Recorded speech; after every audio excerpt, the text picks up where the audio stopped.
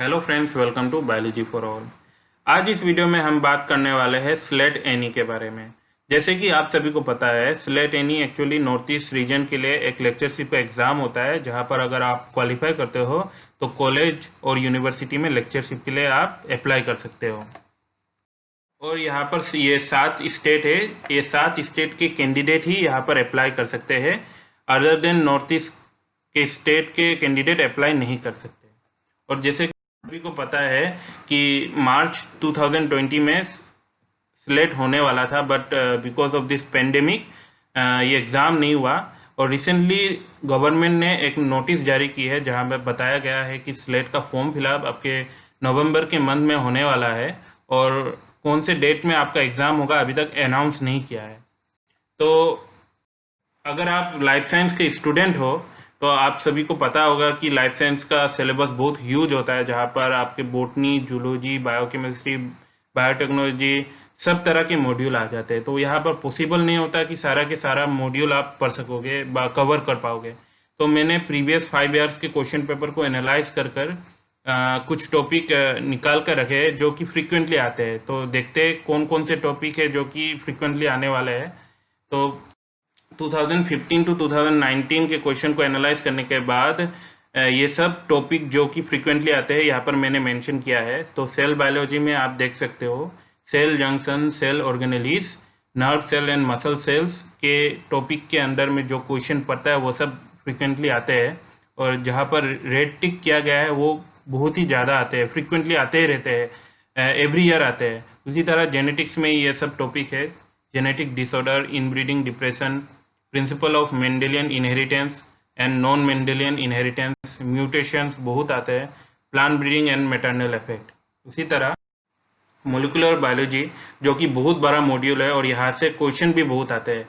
Molecular biology आपके botany, zoology, biotechnology सबका common पड़ जाता है, उसी के लिए ये मॉड्यूल पर्टिकुलरली बहुत क्वेश्चन आते हैं ये मॉड्यूल से। उसी तरह प्लांट फिजियोलॉजी से भी क्वेश्चन आते हैं, फोटोसिंथेसिस एंड रेस्पिरेशन से, और प्लांट हार्मोन से भी क्वेश्चंस आते हैं, and response on stress, active transport and across membrane के टॉपिक से भी क्वेश्चन आते हैं। और आप अगर देखते हैं तो इवोल्यूशन से भी क्वेश्चन आते हैं। इवोल्यूशन अगर देखो तो इवोल्यूशन के अंदर geological time scale, animal behaviour और स्पीसीज कॉन्सेप्ट में बहुत क्वेश्चन आ चुके हैं अभी तक। प्रीवियस 5 ईयर्स के क्वेश्चन पेपर अगर आप चेक करोगे तो ये 3 टॉपिक से बहुत क्वेश्चन आ चुके हैं। उसी तरह इम्यूनोलॉजी के अंदर में ये 3 टॉपिक है, कैंसर, इम्यून सेल्स और इम्यूनोग्लोबुलिन्स। ये 3 टॉपिक से काफ़ी क्वेश्चन आते हैं। और मोलिकुलर टेक्निक्स के अंदर में DNA microarray, RFLP, DNA fingerprinting के बारे में बहुत क्वेश्चन आते हैं, और पीसीआर के ऊपर भी बहुत क्वेश्चन आते हैं। और बायोटेक्नोलॉजी टॉपिक के अंदर transgenic plant and plant tissue culture बहुत ही इंपॉर्टेंट टॉपिक है, जिसके अंदर से बहुत तरह के क्वेश्चन निकल के आते हैं। और नेक्स्ट जो है वो है इकोलॉजी। ये भी बहुत बड़ा मॉड्यूल है इकोलॉजी, और इसके अंदर से बहुत क्वेश्चन आते हैं आपकी green house gas, climate change. तो ये सारे टॉपिक है जो रेड कलर से लिखा गया है, वो फ्रीक्वेंटली आने वाले टॉपिक्स है। और आप देख सकते हो कि एनिमल फिजियोलॉजी के अंदर भी बहुत सारे टॉपिक है जो कि आते हैं।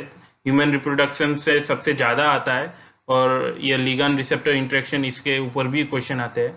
और टेक्सोनॉमी और एनसीईआरटी बुक जो कि क्लास 11 और 12 का बायोलॉजी का बुक है, उससे भी क्वेश्चन कुछ आते हैं, जैसे कि फ्लावरिंग प्लांट, एंजियोस्पर्मिक प्लांट के ऊपर आते हैं, tissues, type of tissues, sexual and asexual reproduction plant, और बायो फर्टिलाइजर के ऊपर भी क्वेश्चन आते हैं।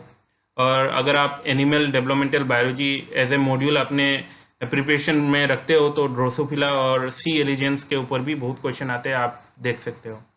तो इस वीडियो में बस नहीं, अगर आपको ये वीडियो अच्छा लगा हो तो प्लीज़ शेयर कीजिए अपने फ्रेंड के साथ और लाइक कीजिए इस वीडियो को। Thank you.